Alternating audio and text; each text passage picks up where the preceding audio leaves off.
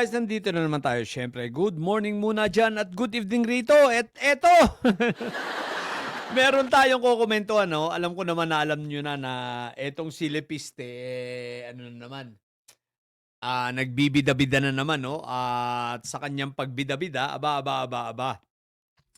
Meron siyang sinasabi at may naiano pa siya, nai-content, no? Na sinabi niya na itong si si Executive Secretary daw ay iniipit itong mga pera sa barangay. At itong si Governor Vilma Santos ay pinagbawalan itong mga nasa barangay, ano? At hindi nakatanggap ng mga ayuda, what the heck.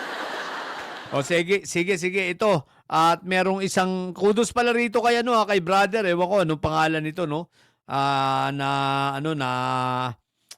idinidebunk dito si Lepiste Libintador na matakaw sa pera, na may atraso sa bayan at ayaw ibalik ang perang nakulimbat, no? Ayaw magbayad ng 24 bilyon.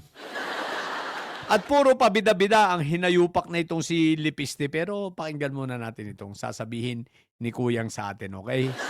So, pakinggan natin. Leandro Lepiste, peste ka talaga.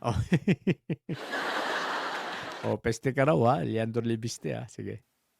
Wala kang kwenta na congressman ng Batangas.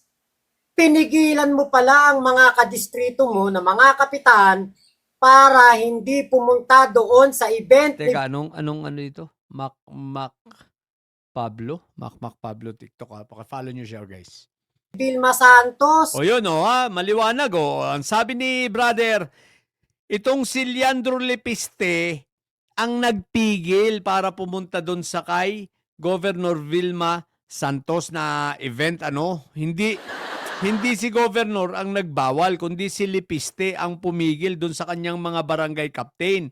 Teka bakit ba kayang pigilin ni Lepiste? Siyempre, nagbabayad siya at the same mga kapitan siguro ito at the same na mga barangay, yung mga pumupunta doon sa parali niya.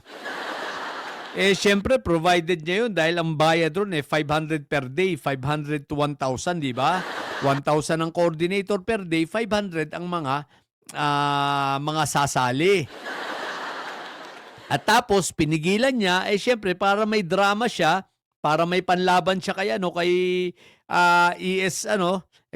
Executive Secretary Ralph Recto, at para meron siyang pambudol sa tao.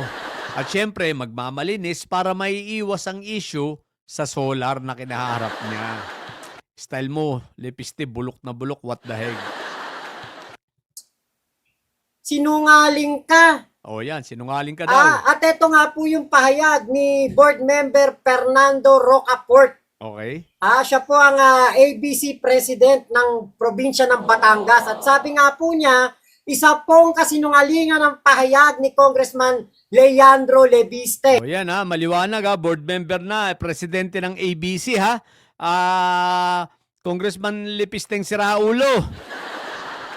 Tandaan mo president ng ABC ito, baka umiyak ka sa eleksyon. Tatanga-tanga ka, sinabi na sinungaling ka.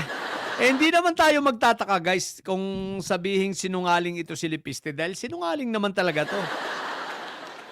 Ever since naman sinungaling ito di ba binudol nga tayo sa sa solar na yan.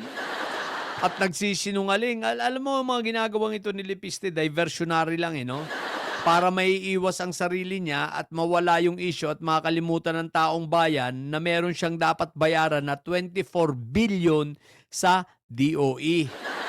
At syempre, magpapa-api, kunwari magpapa-victim, ganyan naman yung mga yan So, Lepiste Libintador, manang-mana ka sa tatay mong kriminal na hinayaw pa ka. Diba? Estapador, kami panlulukuhin mo Papugi ka pa, kala mo pag-asa ka ng bayan. Paano naging pag-asa ng bayan ng isang pinagdamutan ang mga kababayan nating mahirap ng maayos na kuryente sana sa pamamagitan ng solar. Tapos magpapakita ka, kunwari may malasakit ka sa bayan na hinayupa ka. Naggaganyan ka lang dahil may kinakaharap kang malaking problema. Ngayon, yung sa ABC, problema mo rin yan dahil mga kapitan ang mga yan. So, yan yung mga nasa grounds talaga. Ha? Kaya, sinungaling ka daw. Lepistilibentador.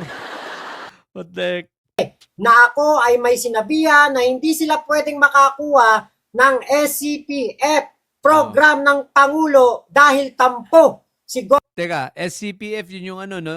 Social, parang assistance program yun, di ba? Para sa mga barangay at sa mga bayan.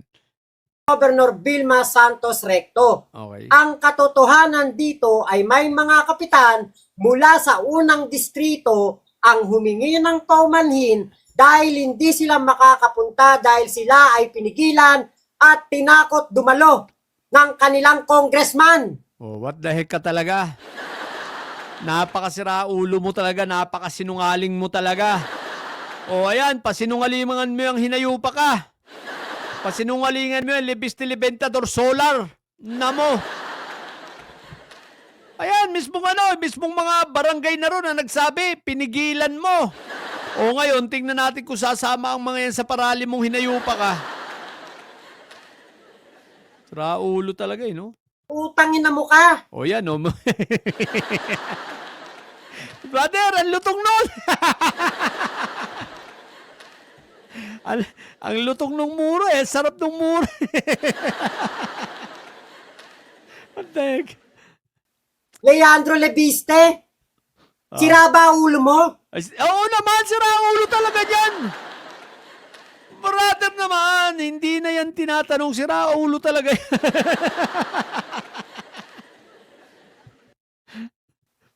Pagkatapos mong maglabas ng press con na sinasabi mo na pinili lamang ni Vilma Santos at ni Ralph Recto kung sino ang kapitan na makikinabang Yun nga, yun yung sinasabi diyan ko.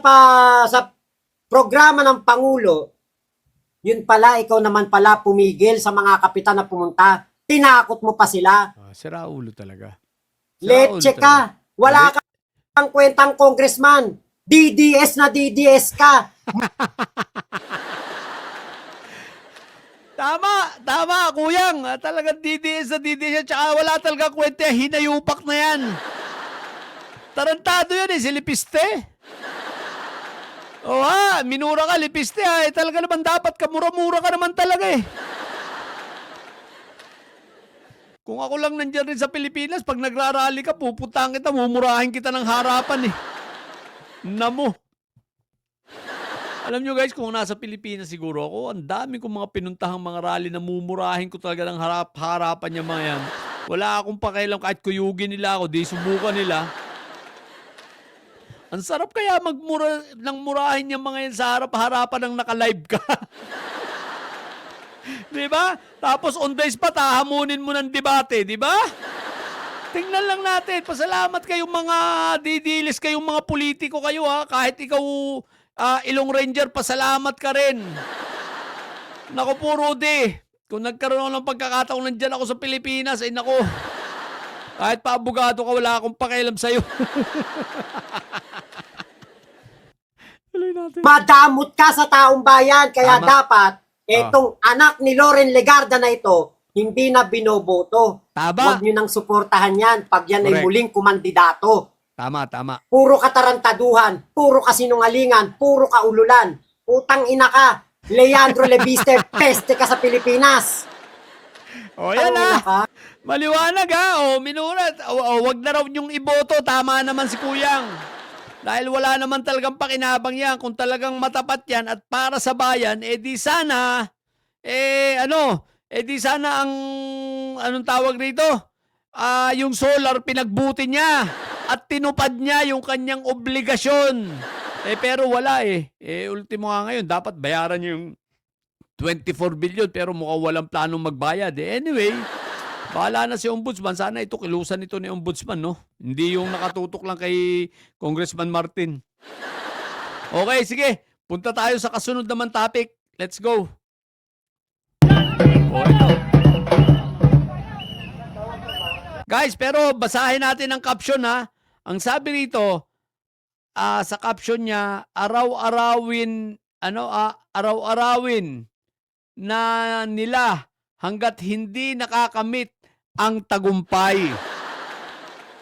Ang sabi rito, trending today.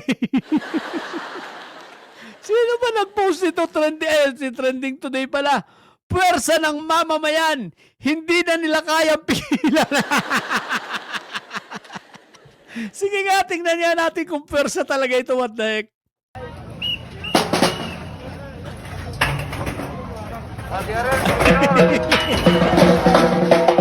Ang dami! Ang grabe ko, ang dami ng puwersa.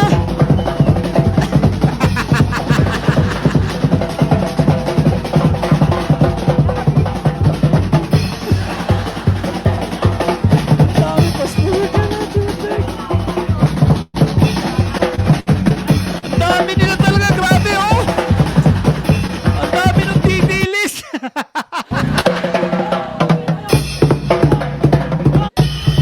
Oh, ayan na, didilis talaga eh. Oh, kita mo naman ang mga damit oh. Oh, ate, asa mga damit dyan? Tingnan na natin. Teka lang. Ayun oh! Ayun oh!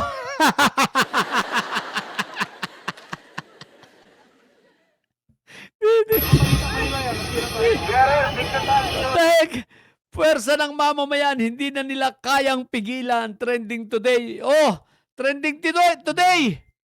Ano ka ba? Sira ulo.